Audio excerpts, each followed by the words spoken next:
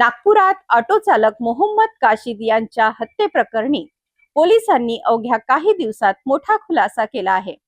लूटमारीला विरोध केल्यामुळे झालेल्या या निर्गुण हत्येमागील सर्व 7 आरोपींना अटक करण्यात आली असून मानकापूर पोलिसांनी आरोपीची धिंड काढत कायद्याचा धाक दाखवला आहे.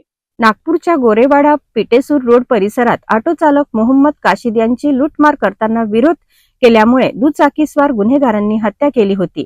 या घटनेमुळे संपूर्ण शहरात संतापाची लाट उसळली होती. घटनेचे गांभीर्य लक्षात घेत मानकापूर पोलिसांनी तातडीने तपास सुरू केला आणि अवघ्या काही दिवसात सर्व 7 आरोपींना जेरबंद करण्यात यश मिळवले.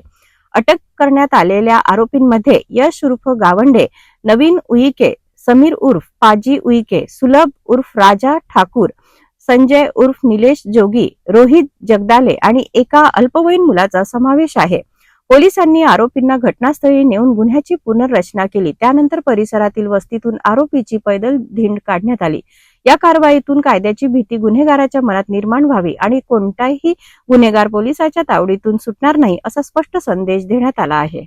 ऑटो चालकाच्या हत्येनंतर पोलिसांनी दाखवलेली ही तत्परता आणि आरोपीवर केलेली कठोर कारवाई चर्चेचा विषय ठरत आहे. गुन्हेगारांना कायद्याचा धाक दाखवत नागपूर पोलिसांनी स्पष्ट संदेश दिला आहे की गुन्हा केला तर शिक्षा अटळ आहे.